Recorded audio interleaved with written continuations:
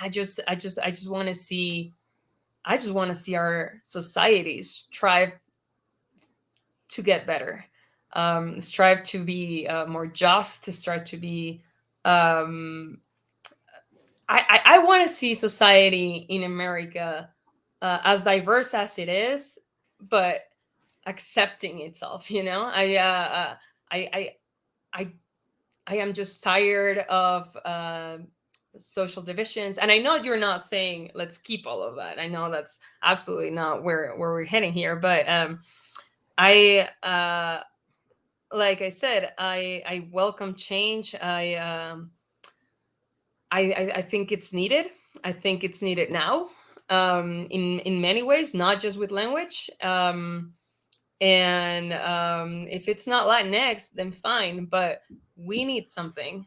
I know I do. I know that to address a group of people that I don't know at first, I need a way to make everyone feel included.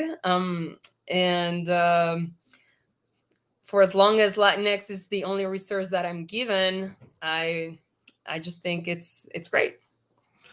Yeah, no, I hear that. I mean, I think my only kind of final thought on it is that I think one of the things about diversity is when you live in a big country, and we live in a country that believes in, actual liberalism in the true sense of the word, and a liberal pluralism, people are going to have different opinions and they're going to have different ideas, and not I think that's everyone's going wonderful. to, no Yeah. one's, it is wonderful.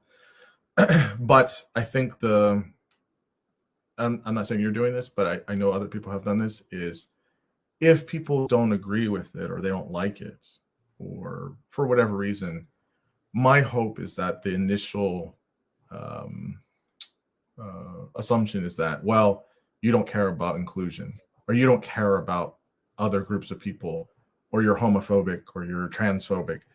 I think people can just say, hey, I just don't prefer the term, or I don't prefer this, or whatever.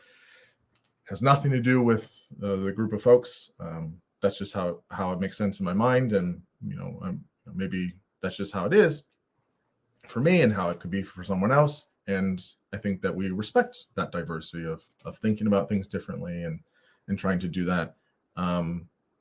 And I think also something that on this issue, and I think maybe on other issues, is I think sometimes people will, when people have their thing, their issue they're really concerned and they care about, some people are going to care about an issue at an 11 and some people are going to care about it at a 7, and both people care about that same issue, both want the same kind of goals or outcomes in a certain sense, but just some people care about it more than others. It doesn't mean that, oh, well, if you don't care about it in the same way I do, you must not be for inclusion and diversity and respect and equality. It's like, no, I care about it. Of course I care about it. I care about that issue that you do. I just don't care. I have another issue I care about at an 11. And I think sometimes we have to wrestle with that and say, hey, okay, yeah, you're just not there. If someone doesn't care about climate change at an 11, that doesn't mean they don't care about it. They just care about it at a 7 or an 8. That's still a high number. It's not like they care about it at a 2. And so I think that that's in a pluralistic and liberal and diverse society, that's what we're going to have. And we need to be able to find ways to respect that and engage with that, and and navigate and manage that. So it's kind of my end point. Wow.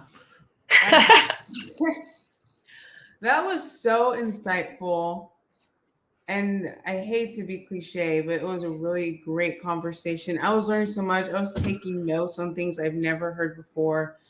And it's funny enough, it's probably because the things I've never heard before is because on social media or in these public debates, it's often non-Latino or Latinx people talk about this and using these words as like a political tool. So hearing you two talk about it at a historical place, and a place where it's your heritage, was very insightful. And I just want to ask a couple questions because I know that was a lot, but how do you feel now that this process is over? You can talk about maybe just how you feel about this conversation or the whole holistic process. You can go wherever you want with it.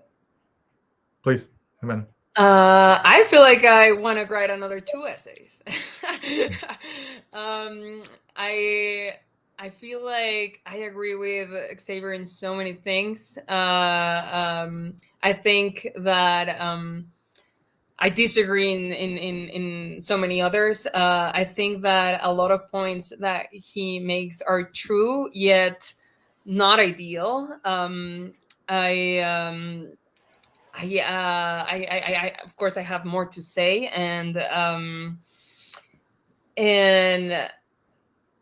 I think I also want feedback, absolutely, from both of you. And I think it went really quickly, and I think it was, different arguments all throughout, and just a very enriched conversation. And I don't know, I personally love to disagree. I think that's way more enriching than agreeing all the time, or that being, someone who does not express an opinion just to keep things, just to not rock the boat. I think this. I think I want to be part in more conversations like this. Is all. Is all that I feel. Yeah, I mean, you're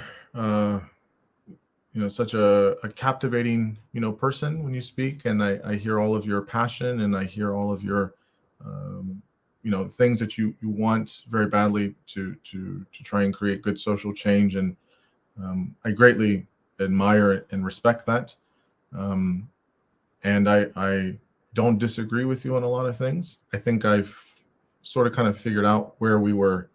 I think where our major disagreements are, but I think it's more of the kinds of lens that we're seeing it, right? And I think that's fine. That's something that is very it's good. It challenges me. It pushes my ideas. It helps me to think about them in different ways, and of course, I always want feedback about how I conduct myself, how I express my ideas. But very rewarding. Again, we agree on many things, disagree on a few things, but at the end of the day, I find the conversation very enriching. We're both very respectful, and I would absolutely talk with you about this or anything else, anytime or any place, because I think it's really, really helpful. So I really feel nourished and enriched by it.